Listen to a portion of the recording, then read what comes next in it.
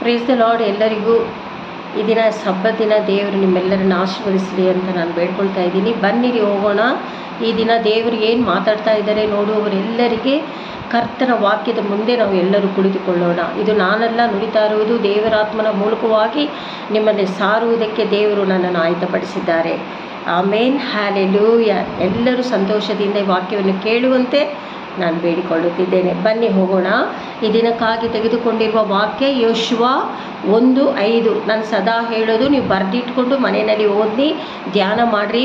ಅದನ್ನು ಓದ್ಬಿಟ್ಟು ನೀವು ಅರ್ಥ ಮಾಡ್ಕೊಳ್ಳಿ ಅಂತಲೇ. ಆಗ ನೀವು ಮಾಡುವಾಗ ನಿಮಗೆ ಆಶೀರ್ವಾದ ದೊರಕುತ್ತದೆ. ಬನ್ನಿ ಓದಿಕೊಳ್ಳೋಣ. ಯೋಶುವ 1:5 ನಿನ್ನ ಜೀವಮಾನದಲ್ಲೆಲ್ಲ ಒಬ್ಬನು ನಿನ್ನ ಮುಂದೆ ನಿಲ್ಲನು. ನಾನು ಮೋಶೆಯ ಸಂಗಡ ಇದ್ದ ಹಾಗೆ ನಿನ್ನ ಸಂಗಡಲೂ ಇರುವೆನು. ನಿನ್ನನ್ನು ಕೈ ಬಿಡುವುದಿಲ್ಲ, ತೊರೆಯುವುದಿಲ್ಲ ಅಂತ ದೇವರು ಈ ದಿನ ಮೇ 12ನೇ ತಾರೀಕು ಮಾತಾಡ್ತಾ ಇದ್ದಾರೆ ದೇವರ ಮಕ್ಕಳೇ. ಹಾಗಾದರೆ ನಮ್ಮ ಅನುಕೂಲಕ್ಕೆ ತಕ್ಕ ಹಾಗೆ ನಾವು ಪರಿಸ್ಥಿತಿಯಲ್ಲಿ, ನಮ್ಮ ಕುಟುಂಬಗಳಲ್ಲಿ, ನಮ್ಮ ಉದ್ಯೋಗ ಸ್ಥಳಗಳಲ್ಲಿ ನಾವು ಹಾದು ಹೋಗುವುದುಂಟು.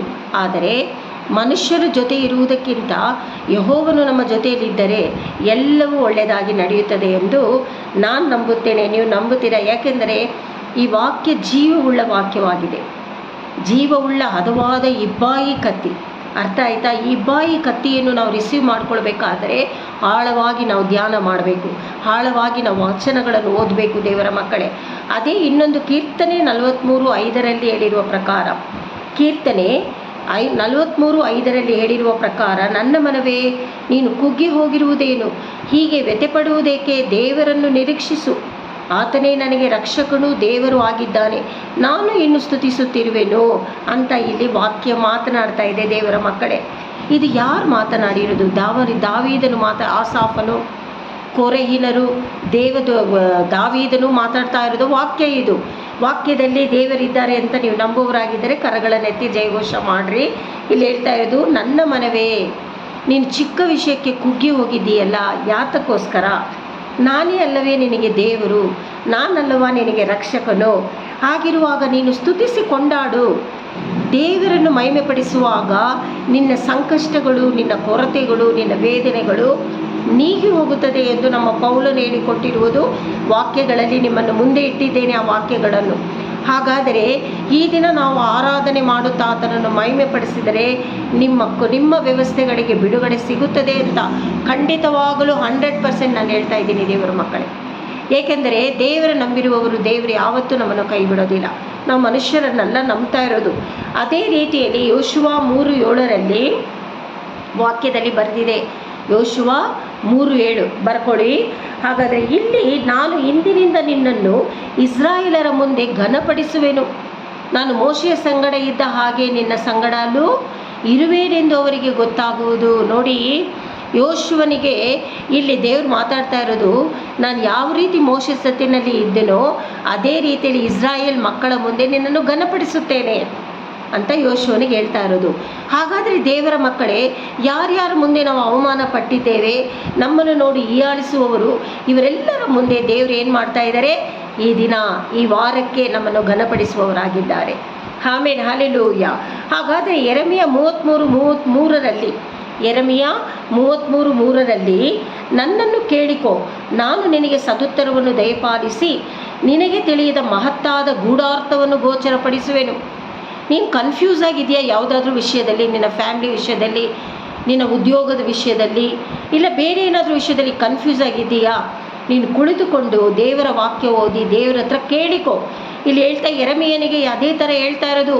ಯೆರೆಮೀಯನನ್ನು ಯೆರೆಮೀಯ ಎಂದು ದೇವರು ಕರೆಯುವಾಗ, ನಾನು ಇನ್ನೂ ಚಿಕ್ಕವನು ದೇವರೇ, ನಾನು ತೊದಲು ಬಾಯಿ, ನಾನು ಯಾವ ರೀತಿ ಮಾತಾಡೋದಂತ ಹೇಳುವಾಗ ದೇವರು ಮಾತನಾಡ್ತಾ ಹಾಗೆ ಈ ದಿನ ನಮ್ಮೊಟ್ಟಿಗೆ ದೇವರು ಮಾತನಾಡ್ತಾ ಇದ್ದಾರೆ. ನನ್ನನ್ನು ಕೇಳಿಕೋ, ನೀನು ಏನೇ ಗೂಢಾರ್ಥ ಇದ್ರೂ ನಾನು ಅದನ್ನು ತಿಳಿಯಪಡಿಸುತ್ತೇನೆ. ಅದು ಎಷ್ಟೇ ಆಳವಾದ ವಿಷಯವಾಗಿದ್ದರೂ ನಾನು ನಿನಗೆ ತಿಳಿಯಪಡಿಸುತ್ತೇನೆ ಅಂತ ಇಲ್ಲಿ ದೇವರು ಮಾತಾಡ್ತಾ ಇದ್ದಾರೆ. ಹಾಗಾದರೆ ಮನುಷ್ಯನ ಹತ್ರ ಕೇಳುವುದಕ್ಕಿಂತ, ಮನುಷ್ಯನ ಹತ್ರ ಸಜೆಷನ್ ಕೇಳುವುದಕ್ಕಿಂತ ನೀನು ದೇವರಲ್ಲಿ ವಾಕ್ಯವನ್ನಿಟ್ಟು ದೇವರ ಹತ್ರ ಕೇಳುವಾಗ, ಧ್ಯಾನ ಮಾಡುವಾಗ ದೇವರ ಶಬ್ದವನ್ನು ಕೇಳಿ ನೀನು ನಡೆಯುವವನಾಗಿರುತ್ತೀಯ. ಅದೇ ಕೀರ್ತನೆ 118 ದೇವರು ಮಾತಾಡ್ತಾ ಇದ್ದಾರೆ. 26 118:26. ಯೆಹೋವನ ಹೆಸರಿನಲ್ಲಿ ಒಳಗೆ ಬರುವವನಿಗೆ ಆಶೀರ್ವಾದ. ಯೆಹೋವನ ಹೆಸರನ್ನು ಹೊಂದಿಕೊಂಡಿರುವವನು ದೇವಾಲಯದಲ್ಲಿ ಒಳಗಡೆ ಬರುವವನಿಗೆ ಆಶೀರ್ವಾದ. ಯೆಹೋವನ ಮಂದಿರದಲ್ಲಿರುವ ನಾವು ನಿಮ್ಮನ್ನು ಆಶೀರ್ವದಿಸುತ್ತೇವೆ. ನೋಡಿ ದೇವರ ಮಕ್ಕಳೇ, ಕೆಲವು ನಮ್ಮ ಕುಟುಂಬಗಳ ವ್ಯವಸ್ಥೆಯಲ್ಲಿ, ನಮ್ಮ ಉದ್ಯೋಗದ ವ್ಯವಸ್ಥೆಯಲ್ಲಿ, ಅಯ್ಯೋ ಆಲಯಕ್ಕೆ ಹೋಗೋದು ಬೇಡ, ಯಾರ ಹತ್ರನೂ ನಾವು ಮಾತಾಡೋದು ಬೇಡ ಅಂತ ಇರುವವರು ಇರ್ಬೋದು ಈ ದಿನಗಳಲ್ಲಿ. ನೋಡಿ, ನೀವು ಅದನ್ನೆಲ್ಲ ತೆಗೆದುಬಿಟ್ಟು ಯೆಹೋವನು ದೇವರು ನನ್ನ ಜೊತೆಯಲ್ಲಿ ಇದ್ದಾನೆ ಅಂತ ನೀವು ಆಲಯಕ್ಕೆ ಹೋಗುವಾಗ ದೇವರು ನಿಮ್ಮನ್ನು ಆಶೀರ್ವದಿಸ್ತಾರೆ. ದೇವರ ಆಲಯದಲ್ಲಿರುವ ಮಕ್ಕಳು ಸಹ ನಿಮ್ಮನ್ನು ಆಶೀರ್ವದಿಸರಾಗಿರುತ್ತಾರೆ. ಅದೇಗೆ ಸಿಸ್ಟರ್?